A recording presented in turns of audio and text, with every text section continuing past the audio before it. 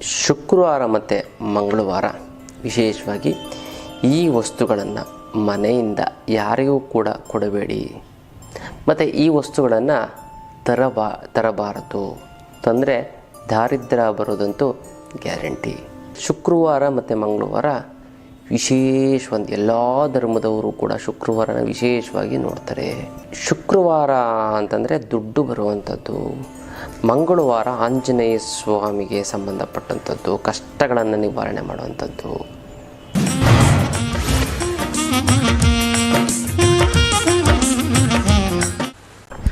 ಜೈ ಭಗವಾನ್. ಎಲ್ಲರಿಗೂ ನಮಸ್ಕಾರ. ಮಹಾದೇವಿ ಚದ್ವಿಷ್ಣು ಪ್ರತ್ಯಕ್ಷಮಹಿ ತನ್ನ ಐಶ್ವರ್ಯಲಕ್ಷ್ಮಿ ಪ್ರಚೋದಯ. ಎಲ್ಲರಿಗೂ ನಮಸ್ಕಾರ. ಇವತ್ತಿನ ವಿಶೇಷ ಸಂಚಿಕೆಯ ಅನೇಕ ವಿಚಾರಗಳನ್ನು ನಾವು ತಿಳ್ಕೊಳ್ಳೋಣ. ಮೊದಲನೇದಾಗಿ ಮುದ್ರೆಗಳು. ಯಾವ ಒಂದು ಮುದ್ರೆ ಮಾಡಿದ್ರೆ ಏನು ಅನುಕೂಲ ಆಗುತ್ತೆ ಅಂತ ನಾವು ನೋಡೋದಾಯ್ತಂದರೆ, ವಿಟಮಿನ್ ಕೊರತೆ, ದೇಹದಲ್ಲಿ ವಿಟಮಿನ್ ಕೊರತೆಯಾಗಿ ನಾನಾ ರೀತಿಯಂಥ ಒಂದು ಸಮಸ್ಯೆಗಳು ಬರ್ತಾ ಹೋಗುತ್ತೆ.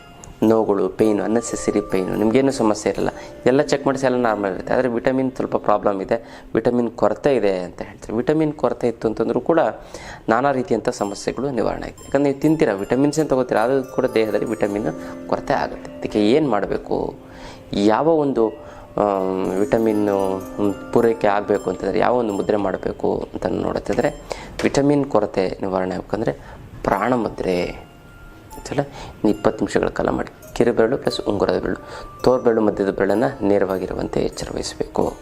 20 ನಿಮಿಷಗಳ ಕಾಲ ಮಾಡಿ. ವಿಟಮಿನ್ ಕೊರತೆಯನ್ನು ನೀಗಿಸುತ್ತದೆ ಈ ಒಂದು ಮುದ್ರೆ. ಜೊತೆಗೆ ಪೃಥ್ವಿ ಮುದ್ರೆ, ಹೆಬ್ಬೆರಳು ಪ್ಲಸ್ ಉಂಗುರದ ಬೆರಳು, ಇದನ್ನು 15 ನಿಮಿಷಗಳ ಕಾಲ ಮಾಡಿ. ತುಂಬ ಚೆನ್ನಾಗಾಗುತ್ತೆ, ತುಂಬ ಒಳ್ಳೆಯದಾಗ್ತಾ ಬರುತ್ತೆ. ವಿಟಮಿನ್ ಕೊರತೆ ಅನ್ನುವಂಥದ್ದೇ ನಿಮ್ಮ ದೇಹದಲ್ಲಿ ಇರೋದಿಲ್ಲ, ಅಷ್ಟು ಚೆನ್ನಾಗಾಗುತ್ತೆ. ಕೇವಲ 1-1.5 ತಿಂಗಳು ಮಾಡಿ, 48 ಡೇಸ್ ಮಾಡಿ, ತುಂಬ ಚೆನ್ನಾಗುತ್ತೆ, ತುಂಬ ಒಳ್ಳೆಯದಾಗ್ತದೆ. ಇದು ವಿಶೇಷವಾದಂಥದ್ದು ಮುದ್ರೆಯ ವಿಚಾರ. ಇನ್ನು ಧ್ಯಾನ ಅಂದರೆ ಏನು ಗುರುಗಳೇ? ನಾನು ಧ್ಯಾನ ಮಾಡಬೇಕು, ತುಂಬ ಇಷ್ಟ. ನೀವೇನೋ ಹೇಳಿದೆ, ಕೂತ್ಕೊಂಡೆ ಎಲ್ಲವನ್ನು ಕೂಡ ಸಾಧಿಸಬಹುದು. ಹೌದು, ಕೂತ್ಕೊಂಡೆ ಎಲ್ಲವನ್ನು ಸಾಧಿಸ್ಬೋದು. ಎಷ್ಟೊಂದು ಜನ ಏನಂತಂದರೆ, ಒಂದು ಯಾವುದೋ ಒಂದು ಕಂಪ್ನಿ ತೊಗೊಳ್ಳಿ, ಯಾವುದೋ ಒಂದು ಮೊಬೈಲ್ ಕಂಪ್ನಿ ತೊಗೊಳ್ಳಿ, ಆ ಓನರ್ ಎಲ್ಲೋ ಕೂತ್ಕೊಂಡಿರ್ತಾನೆ, ಬಟ್ ಎಲ್ಲ ಕಡೆ ಮಾಡಿ ಹೆಂಗೆ ಕೂತ್ಕೊಂಡೆ ತಾನೆ ಅವನು ಓಡಾಡೋಕ್ಕಾಗತ್ತೆ? ಅವನು ಮಾಡ್ತಾನೆ ವ್ಯಾಪಾರನ, ಮನೆಗೆ ಹೋಗಿ ತೊಗೊಂಡೋಗಿ ವ್ಯಾಪಾರ ಮಾಡ್ತಾನೆ. ಒಂದು ಸ್ಯಾಮ್ಸಂಗ್ ಮೊಬೈಲು ಅಥವಾ ಇನ್ಯಾವುದೋ ಒಂದು ಸ್ಯಾಮ್ಸಂಗ್ ಗ್ಯಾಲಕ್ಸಿ ಅಥವಾ ವಿವೋ ಏನೇನೋ 120 ಅಥವಾ ಆ ಟಿ ವಿ ಹೆಡ್ಡು ಶೋರೂಮಿಂದ ಬರುತ್ತೆ. ಆ ಶೋರೂಮಿಂದ ಒಂದು ಕಡೆ ಫ್ಯಾಕ್ಟ್ರಿ ಇರುತ್ತೆ, ಫ್ಯಾಕ್ಟ್ರಿಯಿಂದ ಹೋಗ್ತಾ ಇರುತ್ತೆ. ಆ ಫ್ಯಾಕ್ಟ್ರಿನ ನಡೆಸೋಂಥ ಹೆಡ್ ಆಫೀಸ್ ಎಲ್ಲೋ ಒಂದು ಕಡೆ ಇರುತ್ತೆ. ಆ ಹೆಡ್ ಆಫೀಸಲ್ಲಿ ಇರುವಂಥ ಓನರ್ ಇನ್ನೆಲ್ಲೋ ಇರ್ತಾನೆ, ಅವನು ಇನ್ಯಾವುದೋ ಮನೇಲಿರ್ತಾನೆ. ಅವ್ನು ಫೋನ್ ಕಾಂಟ್ಯಾಕ್ಟ್ ಚಿಕ್ಕದೊಂದು ಆಫೀಸ್ ಇಟ್ಕೊಂಡಿರ್ತಾನೆ. ಕೂತಲ್ಲೇ ಲಗ್ತಾನೆ ಮಾಡ್ತಾ ಇದ್ದಾನೆ ಅವನು, ಅಲ್ವಾ? ಅಂದರೆ ಅವನು ಸಂಕಲ್ಪವನ್ನು ಮಾಡ್ದ, ಗೊತ್ತಲ್ಲ? ಅಂದರೆ ಕೂತದ್ದಲ್ಲಿ ಎಲ್ಲವನ್ನು ಮಾಡ್ದ, ಕೋಟಿ ಸಂಪಾದನೆ ಮಾಡ್ದ. ಹೇಗಾಯಿತು? ಕೂತದ್ದಲ್ಲಿ ಆಯಿತು. ಅವ್ನು ಕೆಲಸ ಮಾಡ್ತೀನಿ, ನಾನೇ ರಿಪೇರಿ ಮಾಡ್ತೀನಿ, ನಾನೇ ಜೋಡಿಸ್ತೀನಿ, ನಾನೇ ತೊಗೊಂಡೋಗಿ ಶೋರೂಮ್ ಇಡ್ತೀನಿ, ನಾನೇ ತೊಗೊಂಡೋಗಿ ಪ್ರತಿಯೊಂದು ಮನೆಗೂ ಕೂಡ ಹಾಕ್ತೀನಿ, ಮನೆಗೆ ಹೋಗಿ ಟಿ ವಿ ಸೆಟ್ ಮಾಡ್ತೀನಿ ಅಂದರೆ ಖಂಡಿತ ಕೂಡ ಅವ್ನು ಟಿ ವಿ ಸೇಲ್ ಮಾಡೋಕ್ಕಾಗ್ತಾಯಿಲ್ಲ. ಈಗ ಯಾವುದೋ ಬ್ರ್ಯಾಂಡ್ಗಳು LG ಆಗಿರ್ಬೋದು ಅಥವಾ ಸ್ಯಾಮ್ಸಂಗ್ ಆಗಿರ್ಬೋದು, ಸೋನಿ ಆಗಿರ್ಬೋದು, ಆ ಓನರ್ ಎಲ್ಲೋ ಇರ್ತಾನೆ, ಅವನು ಕೂತದ್ದೆಲ್ಲ ಎಲ್ಲ ಮಾಡಿಸ್ತಾ ಇರ್ತಾನೆ. ನೀವು ಕೂಡ ಆ ಥರ ಆಗ್ಬೋದು. Everything is possible. ಫಸ್ಟು ನೀವು ಒಂದು ಗೋಡೆ ಮೇಲೆ ಬರ್ಕೊಡಿ, ಎವ್ರಿಥಿಂಗ್ ಈಸ್ ಪಾಸಿಬಲ್ ಅಂತ. ನಿಮಗೆ ಅದು ಶ್ರಮ ಆಯಿತು, ಕಷ್ಟ ಆಯಿತು, ನನ್ನ ಕೈಲಿ ಇದು ಆಗಲ್ಲ ಅಂತಂದರೆ ಫಸ್ಟ್ ಅದನ್ನು ಓದಿ, ಒಳ್ಳೆಯದಾಗ್ತಾ ಬರುತ್ತೆ, ಗೊತ್ತಲ್ಲ? ನೀವೇನು ಮಾಡಬೇಕು? ಇದಕ್ಕೆ ಧ್ಯಾನ ಬೇಕು. ಧ್ಯಾನ ಅಂದರೆ ಏನು ಗುರುಗಳೇ? ಕಣ್ಣು ಮುಚ್ಕೊಂಡೆ ಬರೀ ಕೆಟ್ಟ ಆಲೋಚನೆಗಳು ಬರ್ತವೆ. ಬರಲಿ ಬಿಡಿ, ನಮ್ಮ ತಲೆಯಲ್ಲಿ ಕೆಟ್ಟ ಆಲೋಚನೆ ಇದ್ದರೆ ಕೆಟ್ಟ ಆಲೋಚನೆ ಬರುತ್ತೆ, ಒಳ್ಳೆ ಆಲೋಚನೆ ಇದ್ದರೆ ಒಳ್ಳೆ ಬರುತ್ತೆ. ನಮ್ಮ ತಲೆ ಇದ್ದರೆ ತಾನೇ ಅದು ಬರೋದು. ಯಾವುದೋ ಒಂದು ಬರಲಿ, ತಿನ್ಕೊಳ್ಳಿ. ಧ್ಯಾನ ಅಂತಂದರೆ ಕಣ್ಣು ಮುಚ್ಕೊಂಡು ಸುಮ್ಮನೆ ಕೂರುವಂಥದ್ದಲ್ಲ ಅಲ್ಲ, ನಮ್ಮನ್ನು ನಾವು ರೀಚ್ ಮಾಡಿಕೊಳ್ಳುವಂಥದ್ದು. ಅಂದರೆ ನಮ್ಮನ್ನು ನಾವು ತಿಳ್ಕೊಂಡು ಚೇರ್ ಮೇಲೆ ಕೂತ್ಕೊಳ್ಳಿ, ಕಣ್ಣು ಮುಚ್ಕೊಂಡು ನಮಗೆ ನಾವು ಕ್ವಶನ್ ಮಾಡ್ಕೋಬೇಕು. ನಮಗೆ ನಾವು ರೀಚು ಏನು, ಯಾವ ರೀತಿ, ನಾನು ಯಾಕೆ ಈ ಥರ ಇದ್ದೀನಿ, ಯಾಕೆ ಆಗ್ತಾ ಇಲ್ಲ, ನನ್ನ ಕೈಯಲ್ಲಿ ಯಾಕೆ ಅಸಾಧ್ಯ ಆಗ್ತದೆ, ಬೇರೆಯವ್ರಿಗೆಲ್ಲ ಆಗ್ತಾಯಿದೆ. ನನ್ನ ಫ್ರೆಂಡ್ ಅವನ ಜೀವನದಲ್ಲಿ ಮುಂದೆ ಬಂದ, ನಾನು ಯಾಕೆ ಆಗಲಿಲ್ಲ, ಅವ್ನಿಗೆ ಆ ಥರ ಇತ್ತು, ನಾನು ಆ ಥರ ನನ್ನ ಫೀಲ್ಡಲ್ಲಿ ನಾನು ಆ ಥರ ಮಾಡ್ಬೋದಾ, ಹೇಗೆ ಮಾಡ್ಬೋದು, ಯಾರನ್ನು ಕಾಂಟ್ಯಾಕ್ಟ್ ಮಾಡ್ಬೋದು, ಹೇಗೆ ಅದಾಗುತ್ತೆ, ಅವನಿಗಾಗಿದ್ದು ನನಗೆ ಯಾಕಾಗಿಲ್ಲ, ಅವನ ಹತ್ರನೂ ಒಂದು ಬಿಡ್ಗಾಸಿರಲಿಲ್ಲ, ಇವಾಗ 1 ಕೋಟಿ ಸಂಪಾದನೆ ಮಾಡಿದ್ದಾನೆ. ಈ ಥರ ನಮಗೆ ನಾವೇ ಯೋಚನೆಯನ್ನು ಮಾಡಿಕೊಳ್ಳುವಂಥದ್ದೇ ಧ್ಯಾನ. ಒಬ್ಬ ಸೋಮಾರಿ ಹುಡುಗ ಇದ್ದ, ಅವನು ಸೋಮಾರಿ ಸುಮ್ಮನೆ ಕೂತವನೆ. ಅವನಿಗೇನು ಕೆಲಸ ಕಾರ್ಯ ಇಲ್ಲ. ಅವ್ರ ಮನೇಲೇ ಸಪೋರ್ಟ್ ಮಾಡಲ್ಲ. ಆಕೆ ತನ್ನ ಗಂಡಂಗೆ ಹೇಳ್ತಾರೆ, ಈ ಕೆಲಸಕ್ಕೆ ಹೋಗೋ ಅಂತ ಕೇಳ್ತು ಅಂತಂದರೆ, ಕೆಲಸಕ್ಕೆ ಹೋಗೋತೇನೆ ದುಡಿಯೋ ಅಂತಂದರೆ, ಅವನೇ ಯಾಕ್ರಿ ಸ್ವಂತ ತಮ್ಮನ್ನು ನೋಡಿ ಹೆಂಗೆ ಹಾಳು ಮಾಡ್ತಾರೆ ಜೀವನದಲ್ಲಿ ಅಂತಂದರೆ, ಯಾಕ್ರಿ ಹೋಗ್ಬೇಕು, ಅವ್ನು ಕೂತ್ಕೊಂಡು ತಿನ್ನಲಿ ಬಿಡ್ರಿ ಅಂತಂದರೆ ಅವನು ಹಂಗೆ ಆಗ್ತಾನೆ, ಕೂತ್ಕೊಂಡೇ ತಿಂತಾನೆ, ಅವ್ನ ಜೀವನದಲ್ಲಿ ಮುಂದೆ ಬರೋಲ್ಲ ಅಲ್ವಾ. ಹಾಗಾಗಿ ಎಷ್ಟೊಂದು ಜನ ಮಕ್ಕಳನ್ನು ಹಂಗೆ ಬೆಳೆಸ್ಬಿಡ್ತಾರೆ. ಅವನು ನಿಮ್ಗೆ ನಾವೇನು ಆಸ್ತಿ ಮಾಡಿಟ್ಟಿದ್ದೀವಿ ಅದನ್ನು ಉಂಡ್ಕೊಂಡು ತಿನ್ಕೊಂಡಿದ್ರೆ ಸಾಕು, ಜೀವನದಲ್ಲಿ ಮುಂದೆನೇ ಬರಲ್ಲ. ಹಾಗಾಗಿ ನಾನಾ ರೀತಿಯಂಥ ಸಮಸ್ಯೆಗಳನ್ನು ಒಳಗಾಗ್ತದೆ. ಅದಕ್ಕೋಸ್ಕರ ಒಂದು ಚೇರಲ್ಲಿ ಕೂತ್ಕೊಂಡು ನಾವು ಕ್ವಶನ್ನ ಮಾಡ್ಕೊಳ್ತಾ ಹೋಗಬೇಕು. ನಾವು ಯಾಕಿದ್ದೀವಿ, ಇನ್ನು ಯಾಕಿಲ್ಲೇ ಇದ್ದೀವಿ ಅಂತ. ಅದೇ ಧ್ಯಾನ. ಧ್ಯಾನ ಅಂತಂದರೆ ಇನ್ನೇನೋ ಧ್ಯಾನ ಮಾಡೋ ಅಂಥದ್ದಲ್ಲ, ಗೊತ್ತಲ್ಲ, ಇರುವುದೆಲ್ಲವನ್ನು ಬಿಟ್ಟು ಇಲ್ಲದೇ ಕಡೆ ಹೋಗು ಅಂತಂದಂಗೆ ನಮ್ಮಲ್ಲಿರೋ ಅಂಥ ಕೆಟ್ಟ ಗುಣ ಬಿಟ್ಟು ಒಳ್ಳೆ ಗುಣ ಮತ್ತು ಒಳ್ಳೆ ಟ್ಯಾಲೆಂಟನ್ನು ಹೆಂಗೆ ಬೆಳೆಸ್ಕೊಳ್ಳೋಂಥದ್ದನ್ನು ತಿಳ್ಕೊಳ್ಳೋಂಥದ್ದೇ ಧ್ಯಾನ ಅಲ್ಲ. ಇದು ವಿಶೇಷವಾದಂಥದ್ದು ವಿಚಾರ. ಇನ್ನು ಬರಬೇಕಾಗಿರೋ ದುಡ್ಡು ಬರ್ತಾಯಿಲ್ಲ ಅಂತಂದರೆ, ಕೊಡೋರಿಗೆ ಕೊಡೋಕ್ಕಾಗ್ತಾಯಿಲ್ಲ ಅಂತಂದರೆ, ಸಿಕ್ಕಾಪಟ್ಟೆ ಸಾಲ ಆಗಿತ್ತು ಅಂತಂದರೆ, ಗುರುಗಳೇ ದುಡ್ಡು ನೀರು ಥರ ಖರ್ಚಾಗ್ತಾಯಿದೆ ಗುರುಗಳೇ, ಏನು ಮಾಡಬೇಕು ಅನ್ನೋಂಥದ್ದೇ ಗೊತ್ತಾಗ್ತಾ ಇಲ್ಲ ಗುರುಗಳೇ. ಸಾಲದವರು ಫೋನ್ ಮೇಲೆ ಫೋನು, ಮೆಸೇಜ್ ಮೇಲೆ ಮೆಸೇಜು, ಮನೆ ಹತ್ರ ಬಂದು ಗಲಾಟೆ ಮಾಡ್ತೀನಿ ಅಂತಾರೆ ಗುರುಗಳೇ, ನಾನು ಏನು ಮಾಡಬೇಕು ಗೊತ್ತಾಗ್ತಾ ಇಲ್ಲ ಅಂತ ಏನಾರು ಇತ್ತು ಅಂತಂದರೆ ತಲೆನೇ ಕೆಡಿಸ್ಕೊಬಿಡಿ. ಅದಕ್ಕೆಲ್ಲ ಏಕೈಕ ರಾಮಬಾಣ ಅಂತಂದರೆ ಅಷ್ಟಲಕ್ಷ್ಮಿ ಯಂತ್ರ. ಈ ಅಷ್ಟಲಕ್ಷ್ಮಿ ಯಂತ್ರವನ್ನು ಮನೆ ಇಟ್ಟು ಪ್ರತಿಷ್ಠಾಪನೆ ಮಾಡಿದ್ದೇ ಆಯಿತು ಅಂತಂದರೆ ಅದೆಂಥದ್ದೇ ಹಣಕಾಸಿನ ಸಮಸ್ಯೆ ಇದ್ದರೂ ಕೂಡ ನಿವಾರಣೆ ಆಗೋಗ್ಬಿಡುತ್ತೆ. ಕೇವಲ ಸಾಲ ಮಾಡಿರೋರ್ಗೆ ಮಾತ್ರ ಅಲ್ಲ ಗುರುಗಳೇ, ಇನ್ನು ಕೆಲವರು ನನಗೆ ತುಂಬ ಸಾಲ ಪಾಲ ಏನೂ ಇಲ್ಲ ಗುರುಗಳೇ, ಬಟ್ ಊಟ ತಿಂಡಿ ಬಟ್ಟೆಗೆ ಏನು ತೊಂದರೆ ಇಲ್ಲ ಗುರುಗಳೇ, ಏನೋ ಸ್ಯಾಲ್ರಿ ಬರ್ತಾಯಿದೆ, ಬಟ್ ಆದರೆ ಒಂದು ಸೈಟ್ ತೊಗೊಳಕ್ಕಾಗ್ತಾಯಿಲ್ಲ, ಒಂದು ಮನೆ ಕಟ್ಟೋಕ್ಕಾಗ್ತಾಯಿಲ್ಲ ಗುರುಗಳೇ, ಮಕ್ಕಳಿಗೆ ಮದುವೆ ಮಾಡಬೇಕು, ಮಕ್ಕಳನ್ನ ಓದಿಸ್ಬೇಕು, MBA 7-8 ಲಕ್ಷ ರೂಪಾಯಿ ಖರ್ಚಾಗುತ್ತೆ, ಅದು ಇದು ಮಾಡಬೇಕು ಅಂತಾರೆ, ಆಗ್ತಾಯಿಲ್ಲ ಗುರುಗಳೇ. ಮಕ್ಕಳಿಗೆ ಮದುವೆ ಮಾಡಬೇಕು, 15-20 ಲಕ್ಷ ರೂಪಾಯಿ ಖರ್ಚಾಗುತ್ತೆ ಗುರುಗಳೇ, ಏನು ಮಾಡೋದು, ದುಡ್ಡಿಲ್ಲ, ಬಟ್ ಊಟ ತಿಂಡಿಗೆ ಏನು ತೊಂದರೆ ಇಲ್ಲ ಗುರುಗಳೇ ಅಂತ ಹೇಳ್ತಾರೆ. ಏನು ಮಾಡೋದು ಗುರುಗಳೇ ಅಂತಾರೆ. ಇನ್ನು ಕೆಲವರು ಗುರುಗಳೇ, ನಮ್ಮ ಫ್ರೆಂಡ್ಸ್ ರಿಲೇಟಿವ್ಸ್ ಎಲ್ಲ ಫಾರಿನ್ ಟೂರು ಮತ್ತು ಒಡವೆಗಳೆಲ್ಲ ಹಾಕ್ಕೊಂಡು ಕಾರು ಗಿರು ಅಂತೆಲ್ಲ ತುಂಬ ಜೋರಾಗಿದ್ದಾರೆ ಗುರುಗಳೇ, ನಮ್ಮ ರಿಲೇಷನ್ ಎಲ್ಲ ಚೆನ್ನಾಗಿದ್ದಾರೆ ಫ್ರೆಂಡ್ಸಲ್ಲಿ, ಮತ್ತು ನಾವೇ ಈ ಥರ ತುಂಬ ಫೈನಾನ್ಷಿಯಲಿ ತುಂಬ ವೀಕು ಗುರುಗಳೇ, ಏನು ಮಾಡೋದು ಅಂತಾರೆ. ತಲೆನೇ ಕೆಡಿಸ್ಕೋಬೇಡಿ. ಅದಕ್ಕೂ ಕೂಡ ಏಕೈಕ ರಾಮಬಾಣ ಅಂದರೆ ಅಷ್ಟಲಕ್ಷ್ಮಿ ಯಂತ್ರ. ಖಂಡಿತವಾಗ್ಲೂ ಕೂಡ ಖುದ್ದು ನನ್ನ ಭೇಟಿಯಾಗಿ ತೆಗೆದುಕೊಂಡೋಗಿ, ಇದನ್ನು ಕೊರಿಯಲ್ಲಿ ಕಳಿಸೋದಕ್ಕಾಗೋದಿಲ್ಲ, ನೇರವಾಗಿ ಬಂದು ಖುದ್ದು ನನ್ನ ಭೇಟಿಯಾಗಿ ತೆಗೆದುಕೊಂಡೋಗಿ ಅಥವಾ ನಿಮ್ಮ ಕಡೆಯವ್ರನ್ನ ಯಾರು ಕಳಿಸಿ ಅಂತಲ್ಲ ಅದನ್ನು ಕೊಡಿ. ಇದಕ್ಕೆ ಮುಟ್ಟು ಕಟ್ಟು ಚಟ್ಟು ಮಡಿ ಮೇಲ್ಗೆ ಸೂತ್ಕ ಗಿತ್ಕ ವೆಜ್ಜು ನಾನ್ ವೆಜ್ಜು ಜಾತಿ ಗೀತಿ ದಿಕ್ಕು ಗಿಕ್ಕು ಆ ಥರದ್ದು ಏನೂ ಇಲ್ಲ ಅಂತಲ್ಲ. ಇಟ್ಟರೆ ಸಾಗೋ ಕೆಲಸ ಆಗುತ್ತೆ. ದೇವ್ರ ಮನೆಲ್ಲಾರು ಇಡ್ಬೋದು, ಬೀರನ್ನೆಲ್ಲಾರು ಇಡ್ಬೋದು, ಪ್ರತಿದಿನ ಪೂಜೆ ಮಾಡಲೇಬೇಕು ಅಂತ ಕಂಡೀಷನ್ನು ಏನೂ ಕೂಡ ಇಲ್ಲ. ಆ ಒಂದು ಅಷ್ಟಲಕ್ಷ್ಮಿ ಅಂತ ತೆಗೆದುಕೊಂಡವ್ರಿಗೆ ಮಾತ್ರ ಅದೃಷ್ಟ ನೀವು ಉಡ್ಕೊಂಡೋಗಲ್ಲ, ಅದೇ ನಿಮಗೆ ಬರುತ್ತೆ. ಯಾವುದೋ ರೀತಿಯಿಂದ ನಿಮಗೆ ಹಣಕಾಸಿನ ಒಂದು ಸಮಸ್ಯೆ ಬಗೆಹರದೇ ಇರುತ್ತೆ, ಇದಕ್ಕೆ ಗ್ಯಾರಂಟಿ ನಾನು ಕೊಡ್ತೀನಿ. ಇನ್ನು ಶುಕ್ರವಾರ ಮತ್ತು ಮಂಗಳವಾರ ವಿಶೇಷವಾಗಿ ಈ ವಸ್ತುಗಳನ್ನು ಮನೆಯಿಂದ ಯಾರಿಗೂ ಕೂಡ ಕೊಡಬೇಡಿ, ಮತ್ತು ಈ ವಸ್ತುಗಳನ್ನು ತರಬಾರದು. ತಂದರೆ ದಾರಿದ್ರ್ಯ ಬರೋದಂತೂ ಗ್ಯಾರಂಟಿ. ಯಾಕೆ ಈ ಥರ ಅಂತಂದರೆ ನೋಡಿ, ಶುಕ್ರವಾರ ಮತ್ತು ಮಂಗಳವಾರ ಒಂದು ಎಲ್ಲ ಧರ್ಮದವರು ಕೂಡ ಶುಕ್ರವಾರನ ವಿಶೇಷವಾಗಿ ನೋಡ್ತಾರೆ.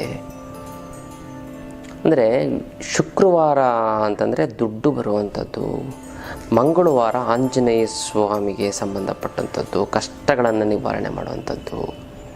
ಇದೆಲ್ಲ ನಿಮ್ಮ ಮನೆಗೆ ಏನೇನು ತರಬಾರ್ದು, ನಿಮ್ಮ ಮನೆಗೆ ಬರಬೇಕು ಮತ್ತು ಇಲ್ಲಿ ನಿಮ್ಮ ಮನೆಯಿಂದ ಹೋಗಬಾರ್ದು, ಯಾವುದು ಲಕ್ಷ್ಮಿಯ ಸಂಕೇತ ಅಂತಂದರೆ ನೀವು ಏನು ಮಾಡಿ ಅಂತಂದರೆ ಶುಕ್ರವಾರ ಮತ್ತು ಮಂಗಳವಾರ ಈ ವಸ್ತುಗಳನ್ನು ನೀವು ಮನೆಯಿಂದ ಯಾರಿಗೂ ಕೂಡ ಕೊಡಬೇಡಿ. ಯಾವುದು ಕೊಡಬಾರ್ದು ಮತ್ತು ಯಾವುದು ಕೊಡಬೇಕು ಅಂದರೆ ಫಸ್ಟ್ ಯಾವುದು ಕೊಡಬಾರ್ದು ಅನ್ನೋದು, ಹಾಲನ್ನು ಕೊಡಬಾರ್ದು, ಯಾರಿಗೂ ಕೂಡ ಕೊಡಬೇಡಿ.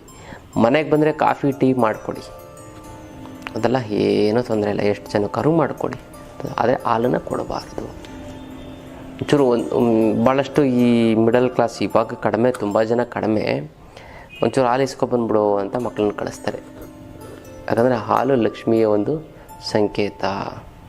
ಹಾಲನ್ನು ಯಾರಿಗಾರು ಕೊತ್ತ ಆರೋಗ್ಯದ ಸಮಸ್ಯೆ ಬರುತ್ತದೆ. ಮಂಗಳವಾರ ಮತ್ತು ಶುಕ್ರವಾರ ಕೊಡಬಾರದು. ಮತ್ತು ಮೊಸರನ್ನು ಕೊಡಬಾರದು. ಮೊಸರನ್ನು ಕೊಡ್ತು ಅಂದರೆ ಶತ್ರು ಬಾಧೆ ಜಾಸ್ತಿ ಆಗ್ತಾ ಬರುತ್ತೆ. ಮೊಸರನ್ನು ಅಷ್ಟೇ, ಮನೆಗೆ ಬಂದರೆ ಊಟಕ್ಕೆ ಹಾಕಿ, ಅಲ್ಲೇ ಊಟ ಮಾಡ್ಕೊಳ್ಳಿ. ಇಲ್ಲ ಅಂತ ಕಳಿಸಿ, ಎಪ್ಪಿಗೆ ಒಂಚೂರು ಮೊಸರು ಕೊಡಿ ಅಂತಾರೆ. ಎಪ್ಪಿಗೆ ಏನಕ್ಕೆ ಮೊಸರು ಪ್ಯಾಕೆಟೇ ಸಿಗುತ್ತೆ, ಕಾಲಿಟ್ಟಕ್ಕೆ 20 ರೂಪಾಯಿ ಹತ್ರ ಅಷ್ಟು 20 ರೂಪಾಯಿ ಕೊಡ್ತು ಅಂತಂದರೆ ಸಿಗುತ್ತೆ. ಎಪ್ಪಿಗೆ ಮೊಸರು ಮೊದಲಿತ್ತು, ಇವಾಗ ತುಂಬ ಕಡಿಮೆ ಆಗ್ಬಿಟ್ಟಿದೆ, ನನಗೆ ಕಾಣ್ತಿಲ್ಲ. ಎಪ್ಪಿಗೆ ಮೊಸರು ಕೊಡಿ. ಒಂದು ಕೆಲವೊಂದಷ್ಟು ಜನ ಈ ವಿಚಾರಗಳು ಗೊತ್ತು, ಹೆಣ್ಮಕ್ಳು ಮೂಗು ಮರೆಯೋರು, ಅಯ್ಯೋ ನಾವು ಎಪ್ಪೆ ಹಾಕಲ್ಲ, ಮೊಸರೇ ಹಾಕಲ್ಲ, ಮಜ್ಜಿಗೆನೇ ಇಲ್ಲ ಅಂತ. ಇವ್ರು ಕೇಳಿದ್ರೆ ತಾನೇ ಅವ್ರು ಕೇಳಕ್ಕೆ ಬರೋದು. ಸೊ ಹಾಗಾಗಿ ಕೊಡಬಾರದು. ಮತ್ತು ಹಣ್ಣನ್ನು ಕೂಡ ಕೊಡಬಾರದು. ಹಣ್ಣು ಅಂತಂದರೆ ಐಶ್ವರ್ಯದ ಸಂಕೇತ. ಮನೆಯಲ್ಲಿ ನೀವು ಎಷ್ಟೇ ಬಡವರಾದರೂ ಯಾವುದಾದ್ರು ಒಂದು ಹಣ್ಣನ್ನು ವಾರಕ್ಕೆ ಒಮ್ಮೆ ಆದರೂ ಮನೆ ಮಂದಿ ಎಲ್ಲ ತಿನ್ನಬೇಕು. ಬಾಳೆಹಣ್ಣು ಅದು ಚೀಪ್ ಹಣ್ಣು ಬೆಸ್ಟು ಗೊತ್ತಲ್ಲ. ಯಾವುದಾದ್ರೂ ಒಂದು ಹಣ್ಣು ಒಂದು ಸೀಸನಲ್ಲಿ ತುಂಬ ಇದಾಗೇ ಆಗುತ್ತೆ. ಅದಕ್ಕೆ ನೀವೇನು ಮಾಡಬೇಕು ಅಂತಂದರೆ ನೀವು ಮಾಡಬೇಕು ಏನು ಅಂತಂದರೆ ಬಾಳೆಹಣ್ಣು ಅಥವಾ ಏನಾದ್ರು ತಿನ್ನಬೇಕು. ವಾರಕ್ಕೊಂದ್ಸರಿ ಪಂಚಾಮೃತ ಮಾಡ್ತೀನಿ, ಅದ್ಭುತ. ಮತ್ತು ಬಾಳೆಹಣ್ಣು ಮತ್ತು ಈ ದಾಳಿಂಬೆ ಹಣ್ಣು ಮತ್ತು ಸ್ವಲ್ಪ ಒಂಚೂರು ಬೆಲ್ಲ, ಸಕ್ಕರೆ ಬೇಡ, ಬೆಲ್ಲ ಹಾಕ್ಕೊಳ್ಳಿ. ಮತ್ತು ಇನ್ನೊಂದು 4-5 ಥರದ್ದು ಹಣ್ಣುಗಳು, ಅಥವಾ ಪೈನಾಪಲ್ ಇದ್ದರೆ ಪೈನಾಪಲ್ಲು ಎಲ್ಲನೂ ಒಂಥರ. ಮತ್ತು ಡ್ರೈ ಫ್ರೂಟ್ಸು, ದ್ರಾಕ್ಷಿ ತುಂಬ ಅಮೃತಕ್ಕೆ ಸಮಾನ. ವಾರಕ್ಕೊಮ್ಮೆ ತಿನ್ನಲೇಬೇಕು. ನಿಮ್ಮ ಆರೋಗ್ಯದ ಸಮಸ್ಯೆ ಆಗಲ್ಲ, ಮತ್ತು ವಿಟಮಿನ್ ಕೊರತೆ ಆಗಲ್ಲ. ದೇಹಕ್ಕೆ ಎಲ್ಲ ಥರದ ವಿಟಮಿನ್ನು ಸಿಗುತ್ತೆ ಗೊತ್ತಲ್ಲ. ಅದಕ್ಕೆ ಹಣ್ಣು ಐಶ್ವರ್ಯ ಸಂಕೇತ. ಮಂಗಳವಾರ ಶುಕ್ರವಾರ ಕೊಡು, ಮನೆಗೆ ಬಂದರೆ ಕೊಡಿ, ತೊಂದರೆ ಇಲ್ಲ. ಮತ್ತು ದುಡ್ಡನ್ನು ಕೊಡಬಾರದು. ಮಂಗಳವಾರನೂ ಕೂಡ ಕೊಡಬಾರ್ದು, ಶುಕ್ರವಾರನೂ ಕೂಡ ಕೊಡಬಾರದು ಜೊತೆಗೆ. ಆಮೇಲೆ ಇನ್ನೊಂದೇನು ಅಂತಂದರೆ ಉಪ್ಪನ್ನ ತರಬೇಡಿ. ಇದು ಆಯಿತು. ದುಡ್ಡನ್ನು ಕೊಡ್ತು ಅಂತ ನಿಮಗೆ ಲಾಸ್ ಆಗುವಂಥ ಚಾನ್ಸಸ್ ಇದೆ. ಹಣ್ಣನ್ನು ಕೊಡುವಂಥ ಇತ್ತು ಅಂತ ನಿಮ್ಗೆ ವಿಪರೀತ ಖರ್ಚಾಗುತ್ತೆ ದುಡ್ಡು, ಮತ್ತು ಇರುವಂಥ ದುಡ್ಡು ಕೂಡ ಹೊರಗಡೆ ಹೋಗುವಂಥ ಒಂದು ಸಂದರ್ಭ. ಮತ್ತು ಉಪ್ಪನ್ನು ತರಬೇಡಿ ಯಾವುದೇ ಕಾರಣಕ್ಕೂ. ಸೋಮವಾರ ತಂದಿಟ್ಕೊಳ್ಳಿ, ಗೊತ್ತಾಯ್ತಲ್ಲ. ಮತ್ತು ಸಕ್ಕರೆಯನ್ನು, ಬೆಲ್ಲವನ್ನು ತರಬೇಡಿ, ಗೊತ್ತಾಯ್ತಲ್ಲ. ಮಂಗಳವಾರ ಶುಕ್ರವಾರ ತರಬಾರ್ದು. ಇನ್ನು ಗುರುವಾರ ತಂದು ಕೊಡುತ್ತೆ, ಶನಿವಾರ ತನ್ನಿ. ಮುಂಚಿತವಾಗಿ ಸ್ಟಾಕನ್ನು ಇಟ್ಕೊಳ್ಳಿ, ಗೊತ್ತಲ್ಲ. ಹಾಗಾಗಿ ಇದನ್ನು ತರಬಾರ್ದು. ತಂತು ಅಂತಂದರೆ ಸಮಸ್ಯೆಗಳು. ಉಪ್ಪಿನ ಋಣ. ಉಪ್ಪು ಅಂತಂದರೆ ಮಂಗಳವಾರ ಶುಕ್ರವಾರ ತಂತು ಅಂತಂದರೆ ನೀವು ಯಾರಿಗೂ ಋಣ ತೀರಿಸ್ತಾ ಋಣ ಬಾಧೆಯಲ್ಲಿ ಒದ್ದಾಡಬೇಕಾಗತ್ತೆ. ಸಕ್ಕರೆಯನ್ನು ಕೂಡ ತರಬೇಡಿ. ಸಕ್ಕರೆಯನ್ನು ತಂದರೂ ಕೂಡ, ಸಕ್ಕರೆ ಅಥವಾ ಬೆಲ್ಲವನ್ನು ತಂದರೂ ಕೂಡ ಜೀವನದ ಒಂದು ಜಂಜಾಟ, ಸಂಸಾರದ ಒಂದು ಜಂಜಾಟ ಸ್ಟಾರ್ಟ್ ಆಗ್ತಾ ಬರುತ್ತೆ. ಅದಕ್ಕೆ ಅದು ಬೇಡ. ಹಾಗಾಗಿ ಮತ್ತು ಬೆಲ್ಲ ಸಕ್ಕರೆಯನ್ನು ತಂದದಿಂದ ನಿಮ್ಮನ್ನು ನೋಡಿ ಹೊಟ್ಟೆ ಹುರ್ಕೊಳ್ಳೋವಂಥವ್ರು ತುಂಬ ಜನ. ನೀವೇನೂ ಆಗಿಲ್ಲ, ಸುಮ್ಮನೆ ಹೊಟ್ಟೆ ಹುರ್ಕೊಳ್ತಾರೆ. ನೀವು ಮಾತಾಡೋದು ಹೊಟ್ಟೆ ಕೂತ್ರೆ ಹೊಟ್ಟೆ ನೋವು ಹೋಯ್ತಿರತ್ತೆ. ಹೊಟ್ಟೆ ನೋವಲ್ಲ. ಹೊಟ್ಟೆ ಕಿಚ್ಚು ಬಂದರೆ ಅದು ಅವರೇ ಅನುಭವಿಸ್ತಾರೆ. ಅವ್ರು ಹೊಟ್ಟೆ ನೋವು ಬಂದೇ ಬರುತ್ತೆ ಬಿಡಿ. ಹೊಟ್ಟೆ ಕಿಚ್ಚು ಜಾಸ್ತಿ ಆಯ್ತಂದ್ರೆ ಹೊಟ್ಟೆ ನೋವು ಬರ್ತೇನೆ ತಿಳ್ಕೊಳ್ಳಿ. ಹಾಗಾಗಿ ಇದು ಇಷ್ಟನ್ನು ನೀವು ಮಾಡಿ ತುಂಬ ಚೆನ್ನಾಗುತ್ತೆ, ತುಂಬ ಒಳ್ಳೆಯದಾಗ್ತಾ ಬರುತ್ತೆ ಅಲ್ಲ. ಇದು ವಿಶೇಷವಾದಂತಹ ಒಂದು ವಿಚಾರ. ಇನ್ನು ಗುರುಗಳೇ, ಹಣಕಾಸಿನ ಸಮಸ್ಯೆಗೇನು ನೀವು ಅಷ್ಟಲಕ್ಷ್ಮಿ ಯಂತ್ರ ನೀವು ಕೊಡ್ತೀರ, ನಾನು ತಗೋಬೇಕು, ಅದು ಪರಿಹಾರ ಆಗಿಬಿಡುತ್ತೆ. ಆದರೆ ಜೀವನದ ಸಮಸ್ಯೆಗೆ ಏನು ಮಾಡೋದು ಗುರುಗಳೇ ಅಂತ ಕೇಳ್ತಾರೆ. ಜೀವನದ ಸಮಸ್ಯೆಗೆ ನಾನು ಅತ್ಯದ್ಭುತವಾದಂಥ ಒಂದು ಕ್ಲಾಸ್ ಮಾಡ್ತೀನಿ. ತುಂಬ ಶಿಬಿರ, ಅತ್ಯದ್ಭುತವಾದಂಥ ಒಂದು ಶಿಬಿರ, ಯಂತ್ರ ಮಂತ್ರ ಮತ್ತು ತಂತ್ರ ಶಿಬಿರ. ಇದನ್ನು ನೀವು ಕಲ್ತ್ಕೋತು ಅಂತಂದರೆ ಜನವಶೀಕರಣ ಮಾಡ್ಬೋದು, ಧನವಶೀಕರಣ ಮಾಡ್ಬೋದು. ವಶೀಕರಣ ಅಂತಂದರೆ ಬರೀ ಕೆಟ್ಟದ ಹುಡುಗಿದಲ್ಲ ವಶೀಕರಣ. ಒಬ್ಬ ಹಾಡು ಹೇಳಿ ಲಕ್ಷಾಂತರ ಜನನ ವಶೀಕರಣ ಮಾಡ್ತಾನೆ. ಒಬ್ಬ ಆ್ಯಕ್ಟಿಂಗ್ ಮಾಡಿ ಲಕ್ಷಾಂತರ ಜನನ ವಶೀಕರಣ ಮಾಡ್ತಾನೆ. ಅದರ ತನ್ನ ಟ್ಯಾಲೆಂಟನ್ನು ತೋರಿಸಿ ಲಕ್ಷಾಂತರ ಜನನ ವಶೀಕರಣ ಮಾಡ್ತಾನೆ. ಹಾಗಾಗಿ ವಶೀಕರಣ ಅಂತಂದರೆ ಕೆಟ್ಟದ್ದು ಮಾತ್ರ ಅಲ್ಲ, ತನ್ನ ಒಂದು ಟ್ಯಾಲೆಂಟಿಂದ ಜನಗಳನ್ನು ವಶೀಕರಣ, ಆ ಟ್ಯಾಲೆಂಟಿಗೆ ಬರೋವಂಥ ಶಕ್ತಿ ಹೇಗೆ ಅನ್ನೋದನ್ನು ನಾನು ತಿಳಿಸ್ಕೊಡ್ತೀನಿ. ಯಂತ್ರ ಮಂತ್ರ ತಂತ್ರದ ಒಂದು ಶಿಬಿರದಲ್ಲಿ ಅತ್ಯದ್ಭುತವಾದಂಥ ಒಂದು ಶಿಬಿರ ಗೊತ್ತಲ್ಲ. ನಾನು ದೊಡ್ಡದಾಗಿ ಪಬ್ಲಿಸಿಟಿ ಮಾಡಿದ್ರೆ 100 ಜನ ಬರ್ತಾರೆ. ಬೇಡ, ನಾನು ಕಡಿಮೆ ಜನ ಬರಲಿ ಸಾಕು ಗೊತ್ತಲ್ಲ. ಲೆಸ್ ಲಗೇಜ್ ಮೋರ್ ಕಂಫರ್ಟ್ ಅಂತ ಗೊತ್ತಲ್ಲ. ಕೆಲವೊಂದರ ವಿದ್ಯೆಗಳು ಅದ್ಭುತವಾಗಿ, ಯಾಕಂದರೆ ಭಕ್ತಿಯಿಂದ ಬಂದು ಗುರುಗಳ ಮೇಲೆ ಒಂದು ಭಕ್ತಿ, ಗುರುಗಳ ಮೇಲೆ ಒಂದು ನಂಬಿಕೆ, ವಿಶ್ವಾಸ ಇತ್ತು ಅಂತಂದ್ರೆ ಮಾತ್ರ ಕಲ್ತ್ಕೋಬೇಕು ಅನ್ನೋದು ನನ್ನ ಆಶೆ ಗೊತ್ತಲ್ಲ. ಏನೋ ಹೇಳ್ಕೊಟ್ಬಿಡ್ತಾರೆ, ಏನೋ ಒಂದು ಖಂಡಿತವಾಗ್ಲೂ ಕೂಡ ನೀವು ಬೇರೆಯವ್ರಿಗೆ ಹೇಳಿಬಿಡಿ, ನೀವು ಮಾತ್ರ ಕಲ್ತ್ಕೊಂಡೋಗಿ. ನಾನು ಹೇಳ್ತೀನಿ ಯಾಕೆ ಅಂತಂದರೆ ನೀವು ಚೆನ್ನಾಗಾಗಿ ಗೊತ್ತಲ್ಲ. ಬೇರೆಯವ್ರನ್ನ ಹೇಳ್ಕೊಟ್ಬಿಡ್ತು ಅಂತಂದರೆ ಈ ವಿದ್ಯೆನ ಅವ್ರು ಚೆನ್ನಾಗಿ ನನ್ನ ಸ್ವಾರ್ಥಕ್ಕೋಸ್ಕರ ಹೇಳ್ತಾರೆ, ಕರ್ಕೊಂಡು ಬನ್ನಿ, ಒಳ್ಳೆ ವ್ಯಕ್ತಿಗಳಿದ್ದರೆ ಖಂಡಿತ ಕರ್ಕೊಂಡು ಬನ್ನಿ, ನಿಮಗೆ ಬೇಕಾದವರು, ನಿಮ್ಗೆ ಸಪೋರ್ಟ್ ಮಾಡೋವಂಥವ್ರು ಗೊತ್ತಲ್ಲ. ಆದರೆ ನೀವು ಮಾತ್ರ ಬಂದು ಕಲ್ತ್ಕೊಂಡು ಹೋಗಿ ಚೆನ್ನಾಗಾಗಿ, ಯಾಕಂದರೆ ನೀವು ನಮ್ಮ ವಿದ್ಯಾರ್ಥಿಗಳು. ತುಂಬ ಖುಷಿ ಆಯಿತು ಗುರುಗಳೇ, ಎಷ್ಟು ಚೆನ್ನಾಗಿ ಕಮೆಂಟ್ಗಳಾಗ್ತಾರೆ ಅಂತ. ತನುಶ್ರೀ ಅಂತ ಅಂದ್ಬಿಟ್ಟು ಅದ್ಭುತವಾಗಿ ಕಮೆಂಟ್ ಆಗ್ತಾರೆ, ಗುರುಗಳೇ ನಂಗೆ ಚೆನ್ನಾಗಾಯಿತು, ನೀವು ಹೇಳೋ ತಂತ್ರ ಸೂಪರು ಅಂತ. ಮತ್ತು ರಮ್ಯಾ ಅಂತ ಅವರು ಕೂಡ ತುಂಬ ಚೆನ್ನಾಗಿ ಕಮೆಂಟನ್ನು ಯಾವಾಗಲೂ ಕೂಡ ಮಾಡ್ತಾ ಇರ್ತಾರೆ, ಗುರುಗಳೇ ನಂಗೆ ಅದಾಯಿತು, ಇದು ಒಳ್ಳೆಯದಾಯಿತು, ಇದಾಯಿತು, ನಂಗೆ ಸಕ್ಸಸ್ ಆಯಿತು, ಬೇರೆಯವ್ರುಗಳೇ ಅವ್ರಿಗೂ ಒಳ್ಳೆಯದಾಯಿತು, ಖುಷಿಯಾಗಿದೆ, ಸಾಕು. ಆ ಒಂದು ತೃಪ್ತಿ ನನಗೆ ಸಾಕು. ಅದಕ್ಕೋಸ್ಕರ ಯಂತ್ರ ಮಂತ್ರ ತಂತ್ರದ ಶಿಬಿರವನ್ನು ಕಲ್ತ್ಕೊಳ್ಳಿ. ಜನವಶೀಕರಣ ಧನವಶೀಕರಣ ಆಗುತ್ತೆ. ಯಾವ್ಯಾವ ಸಮಸ್ಯೆ ನಿವಾರಣೆ ಆಗ್ತಾ ಬಂತು, ಗಂಡ ಹೆಂಡತಿ ಜಗಳ ನಿವಾರಣೆ ಆಗ್ತಾ ಬಂದ್ಬಿಡುತ್ತೆ, ಮತ್ತು ಕೋರ್ಟ್ ಕಚೇರಿಗಳ ಸಮಸ್ಯೆ ನಿವಾರಣೆ ಆಗ್ತಾ ಬರುತ್ತೆ, ಮತ್ತು ಹಣಕಾಸಿನ ಸಮಸ್ಯೆ ನಿವಾರಣೆ ಆಗ್ತಾ ಬರುತ್ತೆ, ತಪ್ಪು ಡಿಸಿಷನ್ ತೊಗೊಂಡು ಜೀವನ ಹಾಳು ಮಾಡ್ಕೊ ಅದು ಸರಿ ಹೋಗ್ತಾ ಹೋಗುತ್ತೆ. ಮತ್ತು ನಿಮ್ಮ ಮಾತಿನಲ್ಲಿ ಒಂದು ಹಿಡಿತ ಅನ್ನೋದು ಬರುತ್ತೆ, ಶಕ್ತಿ ಬರುತ್ತೆ, ನಿಮ್ಮ ಮಾತನ್ನು ಎಲ್ಲ ಕೇಳ್ತಾರೆ, ಜ್ಞಾನ ವೃದ್ಧಿ ಆಗುತ್ತೆ, ಬುದ್ಧಿ ಬರುತ್ತೆ, ಶಕ್ತಿ ಬರುತ್ತೆ, ಆರೋಗ್ಯ ಬರುತ್ತೆ. ಮುದ್ರೆಗಳನ್ನು ಹೇಳ್ಕೊಡ್ತೀನಿ, ಅತ್ಯದ್ಭುತವಾದಂಥ ಮುದ್ರೆಗಳು ಹೇಳ್ಕೊಡ್ತೀನಿ. ಆದರೆ ನೀವು ಸಿಂಪಲ್ಲಾಗಿ ಆ ಮುದ್ರೆ ಮಾಡ್ಕೊಂಡ್ರೆ ಸಾಕು, ಲೈಫ್ ಲಾಂಗ್ ನಿಮ್ಗೆ ಯಾವ ಕಾಯಿಲೆನೂ ಕೂಡ ಬರೋದಿಲ್ಲ. ಅಂತ ಅತ್ಯದ್ಭುತವಾದಂಥ ಮುದ್ರೆಯನ್ನು ನಾನು ನಿಮ್ಗೆ ತಿಳಿಸ್ಕೊಡ್ತೀನಿ ಗೊತ್ತಲ್ಲ. ತುಂಬ ಸರಳವಾಗಿದೆ, ತುಂಬ ಎಫೆಕ್ಟಿವ್ ಆಗಿದೆ. ಜೀವನದಲ್ಲಿ ಆ ಕೆಲವೇ ಮುದ್ರೆಗಳನ್ನು ಮಾಡಿದ್ರೆ ಸಾಕು, ಲೈಫ್ ಲಾಂಗ್ ನಿಮ್ಗೆ ಯಾವ ಇರೋ ಕಾಯಿಲೆನೂ ಹೊರಟೋಗ್ಬಿಡುತ್ತೆ, ಬೇರೆ ಯಾವ ಕಾಯಿಲೆನೂ ಕೂಡ ಬರೋದಿಲ್ಲ. ಅಂಥ ಒಂದು ಪವರ್ಫುಲ್ ಆಗಿರುವಂಥ ಮುದ್ರೆ, ಸೀಕ್ರೆಟ್ ಆಗಿರುವಂಥ ಮುದ್ರೆ, ಅತ್ಯದ್ಭುತವಾದಂಥ ಮುದ್ರೆನ ಹೇಳ್ಕೊಡ್ತೀನಿ. ಮತ್ತು ಕಿವಿಯಲ್ಲಿ ಬೀಜಾಕ್ಷರಿ ಮಂತ್ರವನ್ನು ನಾನು ನಿಮಗೆ ತಿಳಿಸ್ಕೊಡ್ತೀನಿ. ಆ ಒಂದು ಬೀಜಾಕ್ಷರಿ ಮಂತ್ರ ಇಟ್ಕೊಂಡು ಪ್ರಪಂಚವನ್ನು ಆಳ್ಬೋದು ನೀವು ಅಂತಲ್ಲ, ಅದನ್ನು ನೀವು ಮಾಡಿಕೊಡಿ ಅಂತೆಲ್ಲ. ಈ ಒಂದು ಶಿಬಿರವನ್ನು ನೀವು ಅಟೆಂಡ್ ಮಾಡಿದ್ದೇ ಆಯಿತು ಅಂತಂದರೆ, ನಿಮ್ಮ ದೇಹವನ್ನೇ ನಾನು ಯಂತ್ರ ಮಾಡ್ತೀನಿ, ನಿಮ್ಮ ಮಾತನ್ನೇ ಮಂತ್ರ ಮಾಡ್ತೀನಿ, ನೀವು ಮಾಡುವಂಥ ಎಲ್ಲ ಕೆಲಸವೂ ಕೂಡ ತಂತ್ರವನ್ನು ಆಗಬೇಕು, ಆ ರೀತಿ ಮಾಡಿಕೊಡ್ತೀನಿ. ತುಂಬ ಸರಳ, ಅತಿ ಸರಳವಾಗಿರುವಂಥದ್ದು ನಾನು ಹೇಳ್ಕೊಡ್ತೀನಿ. ನೀವು ಮಾಡಿ. ಮಾಟಮಂತ್ರ ವಾಮಾಚಾರ ಪ್ರಯೋಗ ಆಗಿದೆ ಅಂತ ಯಾವುದೇ ರೀತಿಯಂಥ ದೃಷ್ಟಿದೋಷಗಳಿತ್ತು ಅಂತಂದರೆ, ಯಾವುದೇ ಶತ್ರುವಾದಗಳಿದ್ರೂ ಕೂಡ ನಾನು ಹೇಳ್ಕೊಡೋ ಯಂತ್ರ ಮಂತ್ರ ತಂತ್ರದಿಂದನೇ ಅವನ ಸಂಪೂರ್ಣವಾಗಿ ಭಸ್ಮ ಮಾಡಿಬಿಡ್ಬೋದು, ನಾನು ದೂರ ಕಳಿಸ್ಬಿಡ್ಬೋದು, ಅವ್ರು ಇಲ್ಲೇ ಅಂದಂಗೆ ಮಾಡಿಬಿಡ್ಬೋದು ಅಲ್ಲ. ಆ ಥರ ಮಾಡ್ಕೊಳ್ಬೋದು. ನೀವು ಮಾಡ್ಕೊಳ್ಳಿ, ಆ ಒಂದು ವಿದ್ಯೆಯನ್ನು ಕಲ್ತ್ಕೊಡಿ. ಶಿಬಿರವನ್ನು ಮಾಡ್ತಾಯಿದ್ದೀನಿ, ಮಿಸ್ ಮಾಡದೆ ಮಾಡಿ ಅಲ್ಲ. ಇದು ವಿಶೇಷವಾದಂಥ ಒಂದು ನಮ್ಮ ಒಂದು ಶಿಬಿರದ ಒಂದು ವಿಚಾರ.